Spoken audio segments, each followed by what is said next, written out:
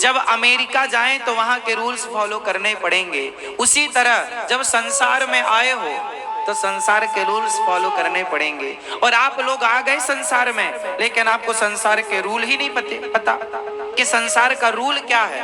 संसार का रूल क्या है, नियम क्या है? संसार का नियम है कि यहां जो आया है उसे दुखी होना पड़ेगा, और दुखी है।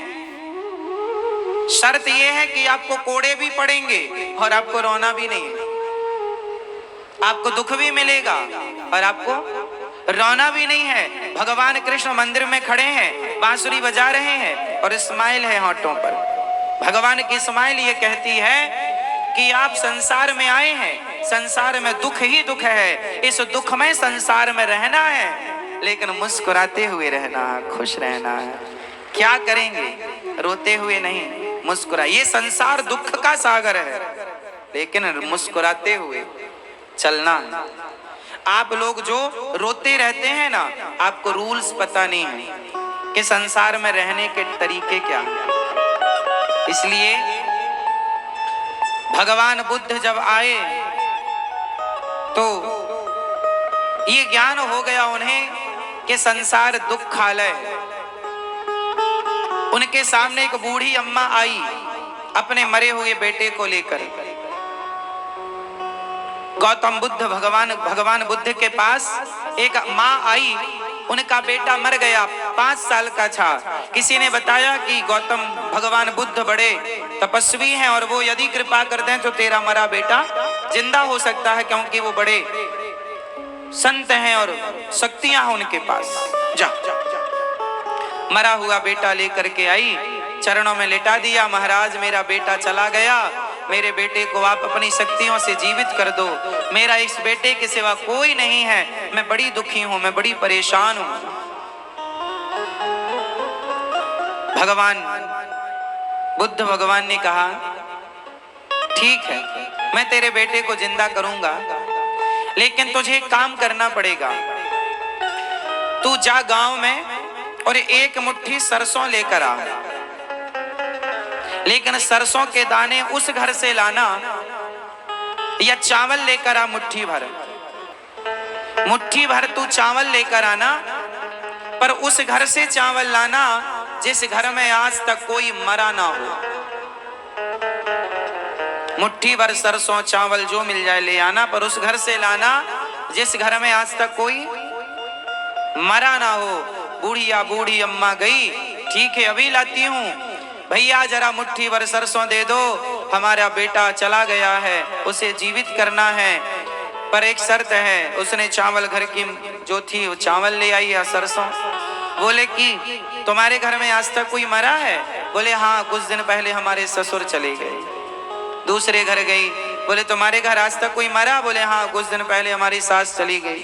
तीसरे घर गई, बोले तुम्हारे घर कोई मरा है आज तक? बोले हाँ, हमारे घर कुछ दिन पहले हमारे पति चले गए। चौथे घर गई, बोले हमारे घर कोई पत्नी चली गई। किसी ने कहा हमारे घर ये चला गया। वो सबका घर ऐसा था जिसके घर में कोई ना कोई कभी ना कभी मरा जरूर था। बूढ़ी अम्मा फिर वापस आई, भगवान बुद्ध से कहा ले आई चावल मुट्ठी भर। ना महाराज, नहीं मिला। चावल तो नहीं मिले, सरसों तो नहीं मिली, लेकिन मेरे प्रश्न का उत्तर मिल गया। चुपचाप उसने अपना बेटा उठाया, वहां से चली गई। बताओ क्या सबक मिला इस कहानी से, क्या सीख मिली? हम रोते हैं कि हमारा ये मर गया, हम रोते हैं कि हमारा ये दुख है। अरे जो दुख आपके पास है, सेम वही दुख आपके पड़ोसियों में भी है, औरों के पास भी है। क्यों है? क्योंकि संसार में जो आया है उसे दुख से गुजरना पड़ेगा। अब ये दुख से गुजरने में चाहे आप रोते गुजरो या हंसते गुजरो, वो आपकी मर्जी है। इसलिए संसार में क्या है, अब बताओ आप, संसार में क्या है, सुख या दुख? आप जल्दी ज्ञानी हो गए। इतनी बात जानने के लिए गौतम बुद्ध को 12 साल लगे, और आप देखो 12 मिनट में जान गए। संसार में क्या है, ये बात मैंने कह तो दी है। आपने सुन भी ली, कभी घर में एकांत में बैठकर मेरी इस बात का खूब ध्यान से चिंतन करना कि क्या संसार में सचमुच दुख है, और जो सुख है वो कितनी देर का है। हड्डी चबा रहा है कुत्ता, लग रहा है कि बड़ा सुख है। एक छोटी सी कहानी सुना दूं और क्लियर करने के लिए। माया, ईश्वर की माया का पर्दा ऐसा पड़ा है कि हमें सही सही दिखाई नहीं पड़ता। अब इस बात को और क्लियर करने के लिए मैं आपको एक छोटी सी कहानी सुनाता हूं, आपको पूरा क्लियर हो जाएगा, सारा दर्पण की तरह क्लियर हो जाएगा, स्पष्टीकरण। ये कहानी जो मैं सुनाने जा रहा हूं अनमोल है, शायद आपने आज तक नहीं सुनी हो, इसलिए ध्यान से सुनिएगा। इस कहानी से आपके परिवार का, आपका सारांश निकलेगा। तैयार हैं? सुनो। एक बार नारद जी ने भगवान कृष्ण से कहा कि हे श्री कृष्ण, मैं जानना चाहता हूं कि आपकी माया क्या है। आपकी माया क्या है? मैं देखना चाहता हूं आपकी माया को। कैसी है आपकी माया? आप लोग भी ध्यान से देखिए, अभी मैं कुछ आपको दिखाऊंगा। आपकी माया क्या है? भगवान ने कहा चलो तुम्हें माया दिखाते हैं। नारद जी को लेकर भगवान एक घने जंगल में चले गए। भगवान श्री कृष्ण हैं और ये बात द्वारिका की है। जब भगवान द्वारिका के राजा थे, नारद जी भ्रमण करते करते द्वारिका गए। आज भगवान नारद जी को लेकर घने जंगल में भगवान प्रवेश कर गए। नारद जी बोले प्रभु और कितने अंदर ले जाओगे? भगवान बोले बस थोड़ा अंदर और। नारद जी चले, चलते चलते नारद जी थक गए, एक पेड़ की छांव में बैठ गए। प्रभु अब चला नहीं जा रहा, मैं थक गया, थोड़ा विश्राम कर लो। भगवान बोले अच्छा विश्राम तो कर लेंगे, पर हमें बड़ी प्यास लगी है। हे देवर्षि नारद जी, हमें बड़ी प्यास लगी है, क्या आप पानी का बंदोबस्त करेंगे, हमारे लिए पानी पिलवाएंगे? हाँ हाँ। नारद जी बोले आप यहीं बैठो पेड़ की छांव में, मैं अभी आपके लिए पानी लेकर आया। नारद जी उस घोर जंगल में, भयंकर जंगल में पानी की खोज में आगे चले।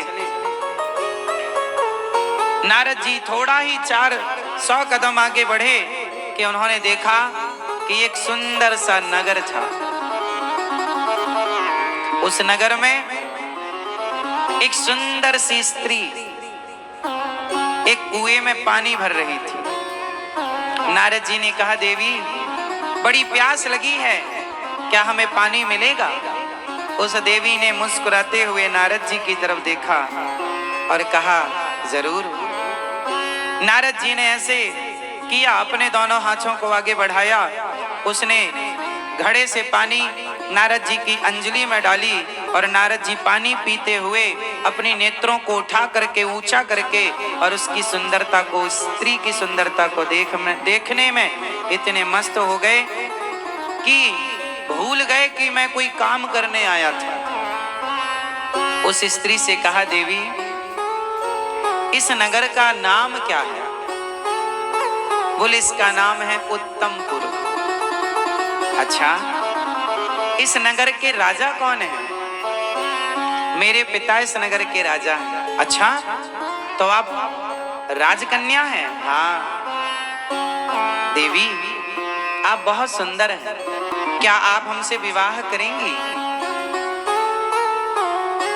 देवी ने कहा हाँ, यदि मेरे पिता तैयार हो जाएं तो मैं आपसे विवाह कर लूं। चलो हमें अपने पिता से मिलाओ।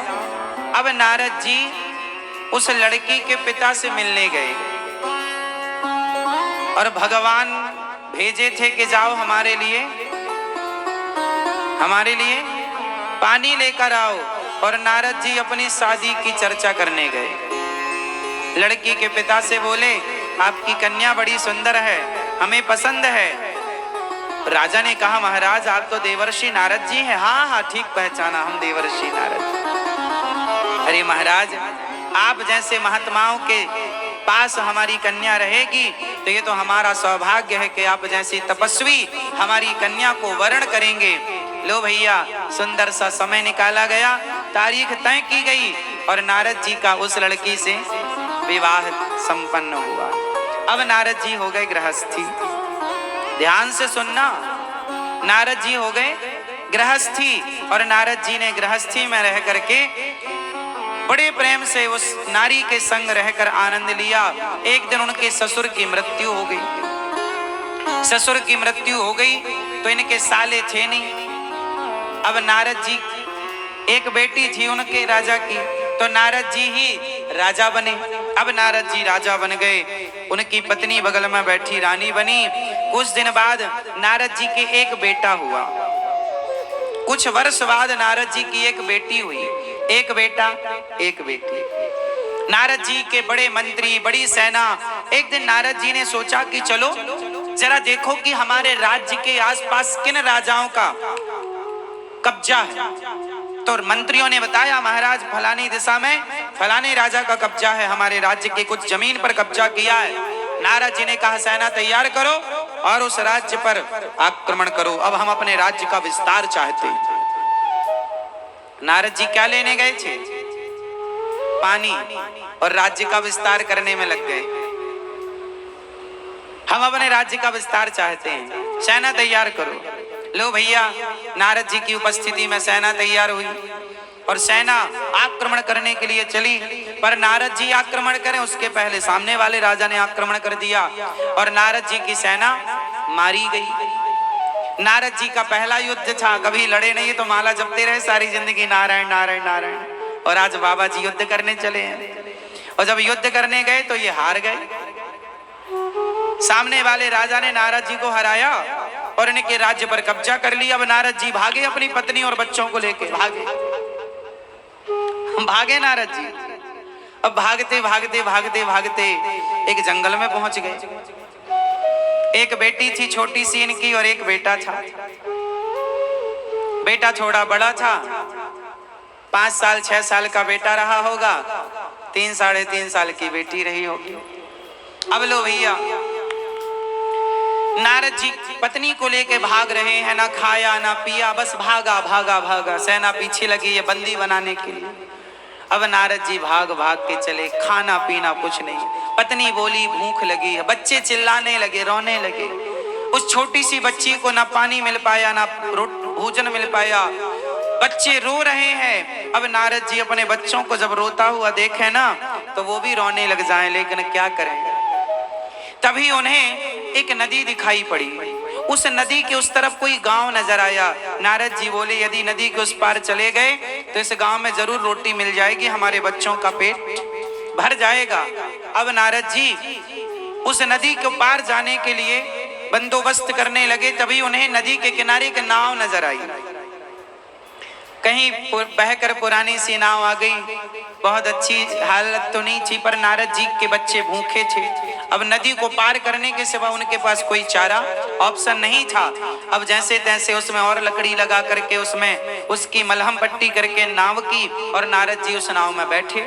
बच्चों को बिठाया, पत्नी को बिठाया, खुद नारद जी नाव जागो चलाने लगे। नारद जी नाव चलाने लगे। दुर्भाग्य देखिए कि जब नाव बीच भंवर में पहुंची, बीच नदी में, तो नाव में पानी भरने लगा। और जब नाव में पानी भरा तो नारद जी घबराए। पत्नी से कहा, तुम्हें तैरना आता है? बोले, हमें नहीं आता। अब नारद जी देख रहे हैं कि पानी भर रहा, छोटे छोटे बच्चे, 2 बच्चे, पत्नी। अब जोर कितनी नाव चलाएं, कैसे नाव चलाएं, फिर भी पानी को रोक ना पाए। और दुर्भाग्य देखिए कि नाव में पानी भर गया और नाव डूबने लगी। जब नाव डूबी तो नारद जी की पत्नी उनकी आंखों के सामने डूबने लगी, उनके बच्चे डूबने लगे, उनकी नन्ही सी बेटी पानी में डूबने लगी। नारद जी अब अपने को बचाएं कि पत्नी को बचाएं कि बच्चों को बचाएं। नारद जी तो जैसे तैसे किनारे लग गए, लेकिन बीच नदी में अपनी पत्नी को डूबता हुआ देखकर चिल्ला रहे हैं, हे विधाता, तू कितना निर्दयी, कितना निष्ठुर है, इतना दुख दिया तूने हमें। क्या बिगाड़ा था हमने तेरा, कौन सा पाप किया था हमने जो तूने हमें इतना दुख दे दिया। हमारी पत्नी पानी में डूब गई, बच्चा पानी में डूब गया, चिल्ला रही है पत्नी, बचा लो स्वामी बचा लो, पर ये असमर्थ हैं उस डूबती हुई पत्नी को बचाने में। अरे कोई तो बचाओ, कोई नहीं आया। पत्नी डूब गई, बच्चे डूब गए, तीनों की मृत्यु हो गई। और नारद जी रो रहे हैं, हे भगवान तू बड़ा निष्ठुर निर्दयी, क्या बिगाड़ा था हमने तेरा। नारद जी रो रहे थे, तब तक भगवान आ गए। भगवान ने कहा नारद जी पानी लेने गए थे, 1 घंटे से बैठे आपका इंतजार कर रहे हैं, आप लौटे ही नहीं। नारद जी को याद आया, हे प्रभु हम पानी लेने आए थे। हाँ। नारद जी बोले हमारी पत्नी डूब गई पानी में। ना भगवान बोले पत्नी, आपकी पत्नी? आप तो अभी पानी लेने गए थे 1 घंटा पहले, 1 घंटे से हम ही आपको ढूंढ रहे हैं। नारद जी बोले अभी 1 घंटा हुआ? हाँ 1 घंटे तो हुआ। बोले 1 घंटे में हमारे 2 बच्चे भी हो गए। भगवान मुस्कुराए, नारद जी यही है माया। आपने सवाल किया था ना कि प्रभु अपनी माया दिखाओ, अपनी यही है माया। जो आपका नहीं है आप उसके लिए रो रहे हैं, यही तो माया है। क्या वो पत्नी, क्या वो बच्चे, क्या वो राज्य नारद जी का था? लेकिन नहीं था, लेकिन फिर भी उनने अपना माना और रो रहे हैं। जो आपका है ही नहीं आप उसे अपना मानते हैं। आपकी पत्नी आपकी नहीं है लेकिन आप उसे अपना मानते हैं। आपका पति आपका नहीं है लेकिन आप उसे अपना मानते हैं। आपका बेटा आपका नहीं है लेकिन आप उसे अपना मानते हैं। आपका शरीर, बेटा पत्नी छोड़ो, ये शरीर आपका नहीं है लेकिन आप इसे अपना मानते हैं। ये शरीर आपका था तो आंखों में कम दिखने लगा, रोका क्यों नहीं? कानों में कम सुनाई पड़ने लगा, रोका क्यों नहीं? शरीर बुढ़ा हो गया, रोका क्यों नहीं? आपका नहीं था लेकिन आप मानते रहे, यही तो माया है ईश्वर की। मम माया दुरत्तया, आपका कुछ भी नहीं है संसार में लेकिन सबको आप अपना मानते हैं। भगवान आपके अपने हैं लेकिन आप उन्हें अपना नहीं मानते, यही तो माया है। माया का पर्दा पड़ने से सब अपना सा दिखाई पड़ता है बट होता कुछ नहीं है अपना, यही माया का स्वरूप है। यही ये कहानी सिर्फ नारद जी की नहीं, आपकी, हमारी, हम सब की कहानी। हम सब वो व्यक्ति हैं जो संसार में आए थे। नारद जी आए थे पानी खोजने, जल की खोज करने, जल लेने, उलझ गए। आप भी आए थे संसार में भगवान को पाने, आप भी तो उलझे पड़े हैं। आप कौन से नहीं उलझे? आप भी तो नारद जी की तरह रो रहे हैं। लेकिन आपका ये रोना सच्चा है कि झूठा है? नारद जी का रोना सच्चा था कि झूठा था? क्योंकि वो सब माया है। जैसे आप पिक्चर देखने जाते हैं तो पिक्चर थिएटर में जहां पे आप बैठते हैं वहां सामने एक वाइट कलर का पर्दा होता है, सिर्फ उस पर्दे पर पीछे से लाइट मारी जाती है। उस लाइट में चित्र नजर आते हैं और वो चित्र आपको हमें मूवी के रूप में दिखते हैं। वो सिर्फ क्या है? एक लाइट, एक प्रकाश है। व्हाइट पर्दे में पढ़ करके उसका रिएक्शन आप देख पाते हैं। उसी तरह संसार व्हाइट पर्दे की तरह है और इस व्हाइट पर्दे में कोई चित्र नहीं है। उस कैसेट में जो जो भरा होता है वो उसमें दिखाई पड़ता है। उसी तरह आपके मन में जो जो भरा पड़ा है कई जन्मों से वो आपको यहाँ भासता है, दिखता है, लगता है। होता कुछ नहीं है, सब वाइट है, ये सफेद है, कुछ नहीं है। प्राण निकल गए, कुछ नहीं बचा। जैसे छोटे छोटे बच्चे रोते रहते हैं, उनका रोना सच्चा होता है कि झूठा? कुछ बच्चे झूठे ही रोते रहते हैं, रोते उन्हें रोना है बस। ऐसे ही कुछ लोगों को रोना है, जैसे बच्चों का रोना झूठा है ऐसे आपका और हमारा रोना भी झूठा है। रोना ही है तो भगवान के लिए रोइए, भगवान के लिए रोना सच्चा है, संसार का रोना झूठा है।